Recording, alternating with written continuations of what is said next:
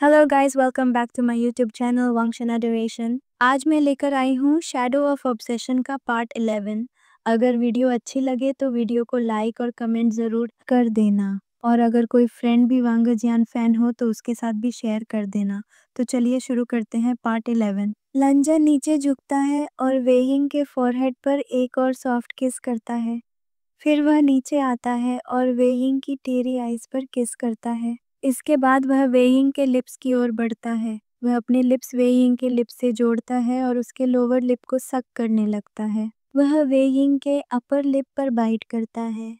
Weighing अपना मुंह खोलता है और लानजान अपनी टंग इंसर्ट करके वेइंग के मुंह के हर कोने को एक्सप्लोर करने लगता है। लानजान वेइंग को डीपली और पैशनेटली किस करने लगता है।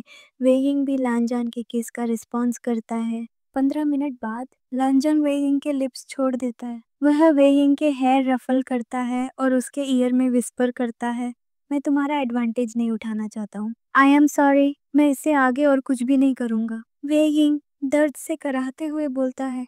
लानजान प्लीज, मैं दर्द में हूँ। लंजन धीमी आवाज में बोलता है, बस चुप रहो और बेड पर लेटे रहो। लंजन अपनी बेल्ट निकालता है और वेइंग के हाथों को बेड के हेडबोर्ड से बांध देता है। कमरे से बाहर चला जाता है। वेइंग चिल्लाता है, लंजन लंजन प्लीज प्लीज। लंजन कमरे से बाहर जाता है और अपने फोन पर जांग यानली को कॉल करता है। वह कॉल उठाती है। लंजन पूछता है, क्या तुम्हारे पास लूप्रोलाइड है? क्या मैं इसे एक 19 साल के ओमेगा को दे सकता हूँ? कोई साइड इफेक्ट्स तो नहीं होगा ना? जंग यानली चिंता से बोलती है, मैं श्योर नहीं हूँ लंजन, साइड इफेक्ट्स भी हो सकते हैं। लंजन परेशान होकर बोलता है, तो मैं क्या करूँ उस ओमेगा का? जंग यानली धीमी और गंभीर आवाज में बोलती है, सिर्फ एक ही सोल्यूशन है कि वह ओमेगा किसी भी तरह रिलीज हो जाए, नहीं तो उसे दर्द होता ही रहेगा। लंजन फोन काट देता है। वह अपनी आंखें बंद करता है और फिर उन्हें खोलकर अपने कमरे की तरफ देखता है। लंजन कमरे में एंटर करता है। वह वेइंग की तरफ देखता है जो दर्द में चिल्ला रहा था। लांजन अपनी आंखें बंद करता है, फिर खोलता है और बेड की तरफ जाता है। वह बेड के पास आता है और वेइंग के चेहरे को छूता है। वेइंग की आंखों में आंसू थे। वह लांजन के हाथ को पकड़ लेता है, जैसे कि वह उसे जाने नहीं देना चाहता। वेइंग आंसू बहाते हुए भीगी आवाज में बोलता है, लंजन प्लीज, मैं और नहीं सह सकता, प्लीज हेल्प मी। लंजन उसे देखता रहता है। उसका मन बहुत दर्द में था। वह जानता था कि वह अब और देर नहीं कर सकता। वह वेइंग के हाथों को धीरे धीरे खोलता है। वेइंग ने तुरंत लांजन का चेहरा पकड़ा और उसे अपने होठों से जोड़ लेता है। वह उसे डीपली और पैशनेटली किस करने लगता है। 15 मिनट बाद वेइंग किस ब्रेक कर देता है। लानजान बेड पर आता है और वेइंग की लेग्स को स्प्लिट करता है। उसकी थाइस के बीच बैठ गया। लंजन की एक उंगली वेइंग की थाइस पर धीरे धीरे ऊपर की ओर चलती है और वह वेइंग की स्वीट वॉइस को सुनता है। लंजन की उंगलियां उसकी की ओर मूव कर रही थी और वह एक मॉइस्चर महसूस करता है। वह अपनी 2 उंगलियों का इस्तेमाल करता है और वेइंग को टीज करना शुरू कर देता है। वेइंग दर्द और प्लेजर के बीच था। उसकी आंखों से आंसू रुकने का नाम नहीं ले रहे थे और वह मौन करने लगता है। लानजान की हर हरकत के साथ वेइंग का शरीर कांप रहा था। कुछ देर बाद लानजान ने अपनी उंगलियों की स्पीड बढ़ा दी। वेइंग अपने हाथों से बेड शीट को कसकर पकड़ लेता है। उसका चेहरा लाल हो गया था और उसकी सांसें तेज हो गई थीं। एक और कुछ क्षणों के बाद वेइंग का शरीर कांपना बंद हो गया। वेइंग रिलीज होता है। लंजान ने तुरंत अपनी उंगलियां हटा ली और वॉशरूम के अंदर चला गया। उसने अपने हाथ धोए और एक गीला टॉवल्स ले आया। वह वेइंग के पास आकर उसे क्लीन करता है। फिर वह उसकी बगल में लेट जाता है। अपना हाथ उसकी कमर में डालकर उसकी पीठ पर हल्के से हाथ फेरता है ताकि उसे आराम मिल सके। कुछ देर बाद वेइंग धीरे धीरे अपनी आंखें बंद करता है और लांजन की बाहों में सो जाता है। अगली सुबह वेइंग धीरे धीरे अपनी आंखें खोलता है। उसे चारों तरफ सब कुछ धुंधला धुंधला सा दिखता है। वह उठने की कोशिश करता है लेकिन उसके शरीर में बहुत दर्द था। वह खुद को एक अजीब कमरे में पाता है जो बहुत ही क्लीन था और बड़ा था। वह अपनी आंखें मलता है और फिर से देखता है। वह अपनी क्लोथ्स की तरफ देखता है। उसने बस एक लाल रंग की शर्ट पहनी हुई थी। वह थोड़ा चौंक जाता है। वह अपनी बगल में देखता है और उसकी आंखें शॉक से वेडेड हो जाती हैं। लांजन उसके बगल में शर्टलेस लेटा हुआ था। वेइंग अपनी आंखों में आंसू लिए रोने लगता है। उसे कुछ भी याद नहीं आ रहा था कि पिछली रात क्या हुआ था। उसकी बॉडी में इतना दर्द और बगल में लांजन को शर्टलेस देखकर वेइंग मन में सोचता है, लंजन ने मेरा फायदा उठाया। उसके रोने की आवाज़ सुनकर लांजन की नींद खुल जाती है। वह अपनी आंखें खोलता है और देखता है कि वेइंग रो रहा है। लांजन धीरे से बोलता है, वी। इससे पहले कि लांजन कुछ बोल पाता, वेइंग ने उसे एक जोरदार थप्पड़ मार दिया। वेइंग गुस्से और दर्द से बोलता है, आई हेट यू। तुमने मेरा फायदा उठाया। तुमने मेरी वर्जिनिटी ले ली। I hate you. लांजन का चेहरा थप्पड़ लगने से एक तरफ हो जाता है।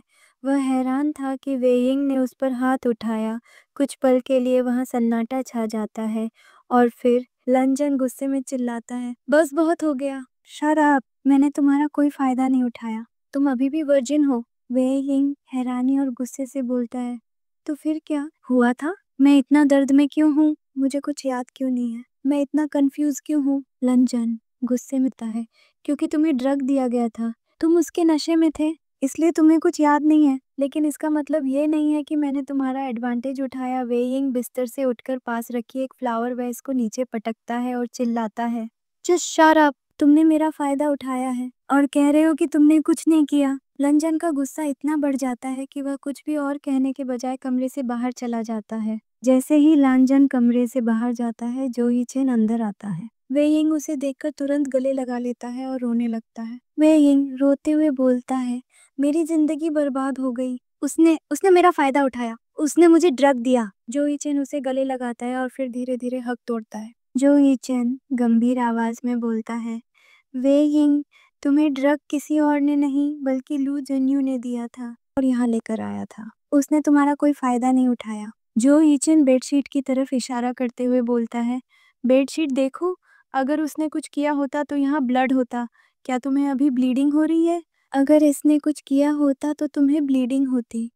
वेइंग कांपते हुए बेडशीट की तरफ देखता है। उस पर खून का एक भी निशान नहीं था। जो ईचन की बातों ने उसे हिला दिया था। उसे अपनी गलती का एहसास होता है। उसकी आंखों में आंसू अब पछतावे के थे। उसे याद आता है कि उसने लांजान पर हाथ उठाया था, उसे भला बुरा कहा था और अब वह अकेले दर्द में और गलतफहमी में था। वेइंग बुदबुदाते हुए, लांजान, मैंने क्या कर दिया? जो ईचन कमरे से एक तौलिया लेकर आता है और वेइंग को देता है। जो ईचन नरमी से बोलता है, तुम्हारे कपड़े भी मैंने ही बदले थे। तुम जब आए थे तो तुम्हारे कपड़े बहुत भीग गए थे। तुम जाकर एक बाथ ले लो, फिर मैं तुम्हें घर छोड़ देता हूँ। तुम चाहो तो कुछ दिन घर पर ही रेस्ट करना। वेइंग बिना कुछ बोले बाथ लेने चला जाता है। पानी के नीचे खड़े होकर वह लांजान के बारे में सोचता रहता है। उसे बहुत ज्यादा पछतावा हो रहा था। बाथ लेने के बाद वह अपने कपड़े पहनता है। जो ईचेन उसे उसके घर पर ड्रॉप करता है। जैसे ही वह घर के अंदर आता है, मैडम यू, जांग चेंग और जांग यानली उसे देखकर चिंता से खड़े हो जाते हैं। मैडम यू गुस्से और चिंता में बोलती है, तुम पूरी रात कहाँ थे? वेइंग धीरे से के बोलता है, मैं अपने दोस्त के घर पर था। मैडम यू बोलती है, एक बार फोन करके देते तो क्या हो जाता? हम सबको तुम्हारी इतनी चिंता हो गई थी। वेइंग माफी मांगते हुए बोलता है, मैं बहुत बहुत सॉरी हूँ। मैडम यू थोड़े गुस्से में लेकिन नरमी से बोलती है, वेइंग अपने कमरे में जाओ और आगे से ध्यान रखना। वेइंग अपने कमरे में जाता है और दरवाजा बंद कर लेता है। वह अपने बेड पर लेट जाता है और रोने लगता है। उसे लांजान के साथ बिताए पल याद आते हैं। वहीं एक अंधेरे कमरे में एक आदमी कंप्यूटर स्क्रीन पर वेइंग के कमरे की सीसीटीवी फुटेज देख रहा था। उसे वेइंग को रोते हुए देखकर बहुत गुस्सा आता है। आदमी गुस्से में बोलता है, अबे ये अब क्यों रो रहा है? तभी एक लड़का उसके पास आता है। लड़का धीमी आवाज में बोलता है, बॉस, उसे थोड़ा टाइम चाहिए। आप इतना गुस्सा मत कीजिए। आपने तो वेटर और लू जेन्यू को पहले ही मार दिया है और अपने 3 गार्ड्स को भी मार डाला था। हंग वांगजुन अपनी जेब से एक गन निकालता है और उस लड़के के साथ खड़े 2 और गार्ड्स को गोली मार देता है। तभी वहां एक अल्फा आता है जो दिखने में काफी बूढ़ा था, लगभग लांजन के पिता की उम्र का। वह एक डोमिनेंट अल्फा था और उसे देखकर लगता था कि वह जवानी में बहुत हैंडसम रहा होगा। वह गुस्से में चिल्लाता है, अल्फा गुस्से में चिल्लाता है, बोलता है, हंग वांगजुन, ये सब क्या है? तुम अपने ही लोगों को क्यों मार रहे हो? क्या तुम पागल हो गए हो? हांग वांगजुन उसकी तरफ देखता है, बोलता है, गॉडफादर, इन्होंने मेरी जिंदगी को छुआ था ना, वो ऐसा कैसे कर सकते हैं? मुझे गुस्सा आ गया और मेरी ये बीमारी, आपने कहा था कि आप मेरी मदद करेंगे और इसका एंटीडोट बना देंगे। गॉडफादर गंभीरता से बोलता है, मैंने तुम्हारी उस फेरोमोन की बीमारी का एंटीडोट बना लिया है, लेकिन हमेशा एक बात याद रखना, किसी को भी ये पता नहीं चलना चाहिए कि तुम ठीक हो गए हो। जब कोई ओमेगा तुम्हारे पास आए, बिल्कुल पहले की तरह व्यवहार करना और किसी को भी गलती से भी पता नहीं चलना चाहिए कि तुम ठीक हो गए हो। जब कोई ओमेगा तुम्हारे पास आए, बिल्कुल पहले की तरह व्यवहार करना और किसी को भी गलती से भी पता नहीं चलना चाहिए कि तुम अल्फा नहीं बल्कि एनिग्मा हो। हांग वांगजुन गुस्से में अपनी मुट्ठी भींच लेता है। गॉडफादर शांति से बोलता है, तुम्हें पता है हांग वांगजुन, सबको लगता है कि हांग वांगजुन एक एनिग्मा है और लांजान एक अल्फा है, लेकिन ये किसी को नहीं पता कि तुम दोनों एक ही इंसान हो। हांग वांगजुन चौंक जाता है। गॉडफादर आगे बोलता है, और मुझे अच्छे से पता है कि तुम्हारी ये फेरोमोन की बीमारी किसी एक्सपेरिमेंट का साइड इफेक्ट नहीं थी। किसी ने तुम्हें ड्रग दिया था, ये उसी ड्रग का नतीजा है। इसीलिए मैंने तुमसे कहा था कि तुम ऐसा ड्रामा करो ताकि सबको लगे कि तुम एक अल्फा में बदल गए हो। हांग वांगजुन गुस्से में बोलता है, गॉडफादर, आपको मेरा बिहेवियर पता है ना? आप क्यों मुझे एक अच्छा लड़का बनाकर उस कॉलेज में रहने के लिए कहते हो? मुझे वेइंग चाहिए, वह मेरा है, वह तुम्हें मिल जाएगा। अगर उसे तुम्हारे बिहेवियर का सच पता चला ना, तो वह कभी तुम्हारा नहीं होगा, इसलिए उसे मैनिपुलेट करो, उसके सामने एक अच्छा इंसान बनकर रहो। लेकिन मैं ये ड्रामा कब तक करूंगा? गॉडफादर शांति से बोलता है, शांत हो जाओ। और शनियाओ, तुमने उसका एक्सीडेंट क्यों करवाया था? हंग वंगजुन गुस्से में बोलता है, उसने मेरे वेइंग को गले लगाया था। आपको पता है ना, मुझे पसंद नहीं है कि कोई उसे गले लगाए। गॉडफादर गुस्से में बोलता है, तुम पागल हो गए हो, तुमने नी हुआइसंग का भी अब्रॉड में एक्सीडेंट करवा दिया था और शनियाओ का भी अभी, और अब तुमने लू जेन्यू को भी मार दिया। हांग वंगजुन चिल्लाते हुए बोलता है, गॉडफादर, वह सिर्फ मेरा है, अगर कोई भी हमारे बीच में आएगा ना, तो मैं उसे नहीं छोड़ूंगा। शन याओ और नी हुआइसंग उसके करीबी दोस्त थे, इसीलिए मैंने सिर्फ उनके हाथ पैर तोड़े ताकि वे दोनों दोबारा मेरे वेइंग के आसपास भी ना भटके। गॉडफादर ये सब सुनकर जमीन पर बैठ जाता है और धीरे से अपने आप से बोलता है, ऐसे पागल साइको को मैं क्या करूं इसका। हांग वांगजुन अपने गॉडफादर को अनदेखा करके कमरे से बाहर निकल जाता है। वह एक लंबे संकरे गलियारे से होते हुए एक और कमरे में जाता है। यह कमरा पूरी तरह से अंधेरा था, सिर्फ बीच में एक छोटी सी रोशनी जल रही थी जो सिर्फ एक दीवार को रोशन कर रही थी। इस दीवार पर वेइंग की तस्वीरों का एक विशाल संग्रह था। उसके 5 साल की उम्र से लेकर आज तक की हर तस्वीर वहां मौजूद थी। कुछ तस्वीरों में वह स्कूल की ड्रेस में था, कुछ में दोस्तों के साथ हंस रहा था और कुछ में तो बस एक पल की तस्वीर थी जिसे शायद किसी और ने खींचा भी ना हो। हंग वंगजुन उस दीवार के पास जाता है। उसकी आंखों में एक अजीब सी चमक थी जो डर और जुनून का मिश्रण थी। वह धीरे से एक तस्वीर पर अपना हाथ फेरता है जिसमें वेइंग हंस रहा था। वह तस्वीर को ऐसे छूता है जैसे वह सच में वेइंग का चेहरा हो। हांग वांगजुन धीमी, लगभग फुसफुसाती आवाज में बोलता है, तुम मेरे हो, सिर्फ मेरे। उसका हाथ एक दूसरी तस्वीर पर जाता है जिसमें वेइंग उदास दिख रहा था। वह उस तस्वीर पर अपने होंठ रखता है जैसे वह उसे शांत करने की कोशिश कर रहा हो। हांग वांगजुन फुसफुसाते हुए बोलता है, रो मत, मैं हूं ना तुम्हारे पास, मैं तुम्हें किसी को भी नहीं छूने दूंगा। उसकी आंखें दीवार पर एक एक तस्वीर पर घूमती हैं, जैसे वह हर पल को फिर से जी रहा हो। उसके चेहरे पर एक साइको जैसी मुस्कान थी। तभी कमरे में वह लड़का आता है जिसने हैंग वांगजुन को शांत रहने के लिए कहा था। वह दीवार पर लगी हजारों तस्वीरों को देखकर हैरान रह जाता है। लड़का चौंकते हुए बोलता है, बॉस, क्या आप मुझे उस ओमेगा की तस्वीर दिखा सकते हैं जिसके पीछे आप इतना पागल है? हांग वांगजुन धीरे से एक तस्वीर दीवार से हटाकर उस लड़के को देता है। तभी गॉडफादर भी कमरे में आ जाते हैं। उनकी नज़र सीधे उस तस्वीर पर पड़ती है। गॉडफादर हैरानी और दुख के साथ बोलता है, उसे देखकर मुझे मेरी पत्नी की याद आ गई। इसका चेहरा उससे बहुत मिलता है, पर पता नहीं क्यों। लंजन वे यिंग के बारे में सोच रहा था, उसकी आंखों में वही जुनून था। लंजन अपने आप से बोलता है, वे यिंग, माई लव, मैं चाहता तो तुम्हारे साथ वह सब कर सकता था, लेकिन पता है मैंने क्यों नहीं किया? क्योंकि मैं चाहता था जब मैं तुम्हें अपना बनाऊं तो तुम्हें मुझे महसूस हो, तुम्हें वो हर एक पल याद रहे। जिसे तुम अपनी पूरी जिंदगी में भी नहीं भूल पाओगे, पर तुम जल्दी मेरे होगे। इससे फर्क नहीं पड़ता कि तुम चाहते हो या नहीं, पर तुम्हें मेरा होना होगा, क्योंकि मैं तुम्हारे पास कोई और ऑप्शन ही नहीं छोड़ूंगा। My love. वहीं दूसरी ओर हम वेइंग को देखते हैं जो रोते रोते सो गया था। कुछ देर बाद मैडम यू कमरे में आती है और वेइंग को अच्छे से बिस्तर पर लेटाती है। वह उसे कंबल से ढकती है और प्यार से उसके बालों को सहलाती है। फिर वह वहां से चली जाती है। यहाँ से हम टाइम स्किप करता है, नाइट का सीन देखता है। वेइंग अपने कमरे में ही था, तभी जांग यानली कमरे में आती है। उनके हाथ में खाना और कुछ मेडिसिन्स थी।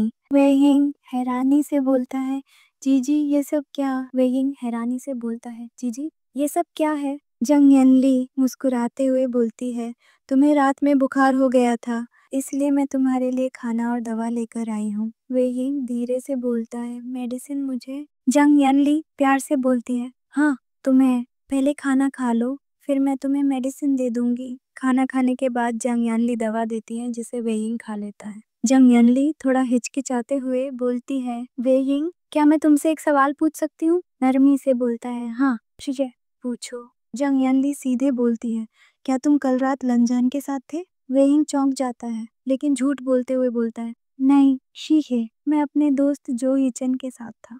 जंग यनली उसे देखते हुए बोलती है, लेकिन कल रात लंजान ने मुझे फोन करके एक ओमेगा के लिए मेडिसिन मांगी थी। उसने कहा कि उसकी उम्र 19 साल है और तुम्हारी भी वही उम्र है। वेइंग ये सुनकर सोच में पड़ जाता है, लेकिन फिर इस बात को टाल देता है। वेइंग हंसकर बोलता है, नहीं शीख है, वह किसी और ओमेगा के साथ होगा, मुझे नहीं लगता कि वह मेरे साथ था। जंग यनली यह सुनकर मुस्कुराती हैं और बिना कुछ कहे कमरे से चली जाती है। जैसे ही जंग यनली कमरे से जाती है, वेइंग की मुस्कान गायब हो जाती है। वह बिस्तर पर लेट जाता है और उसकी आंखों के सामने लानजान का चेहरा घूमता रहता है। उसे लानजान के शब्द याद आते हैं, मैंने तुम्हारा कोई फायदा नहीं उठाया, तुम अभी भी वर्जिन हो। फिर उसे जो ईचन के शब्द याद आते हैं, लंजान ने तुम्हें लू जन्यू से बचाया था, बेडशीट देखो, यहाँ खून का एक भी निशान नहीं है। और अब जंग यानली के शब्द, लंजान ने मुझे फोन करके एक ओमेगा के लिए मेडिसिन मांगी थी, जिसकी उम्र 19 साल थी। वेइंग अपने आप से सोचता है, ओ माय गॉड, इसका मतलब लंजान ने जो कहा वह सच था और मैंने उस पर हाथ उठा दिया। मैंने उसे भला बुरा कहा, वह मुझे बचाने आया था और मैंने उसी पर शक किया। वह अपनी आंखों में आंसू लिए रोने लगता है। उसे लानजान का चेहरा याद आता है जब उसने उसे थप्पड़ मारा था। लानजान की आंखें, जिनमें सदमा और दुख था, उसे बार बार दिख रही थीं। वेइंग को महसूस होता है कि उसने न सिर्फ लानजान पर गलत इल्जाम लगाया, बल्कि उसका दिल भी दुखाया। वेइंग मन में बोलता है, मुझे जाकर उससे माफी मांगनी होगी, मुझे उसे बताना होगा कि मुझे अपनी गलती का एहसास हो गया है। आज का पार्ट यहीं एंड होता है। मैं कल से रेगुलर अपलोड करूंगी। मैंने बहुत समय से अपलोड नहीं किया था, उसका एक कारण है। अगर किसी को जानना है तो कमेंट कर देना, मैं अपनी इंस्टाग्राम आईडी दे दूंगी, मैं उस पे ही कारण बताऊंगी। और अगर आपको मेरी एक्सप्लेनेशन पसंद आ रही है तो ठीक है, नहीं तो शैडो ऑफ ऑब्सेशन के बाद मैं कोई और स्टोरी यहाँ पे शेयर नहीं करूंगी, सिर्फ वॉटपैड पे करूंगी। अगर आपको मेरी एक्सप्लेनेशन अच्छी लगती है तो कमेंट करके बताना, नहीं तो मैं ये स्टोरी जल्दी एंड करके और कुछ आगे शेयर नहीं करूंगी।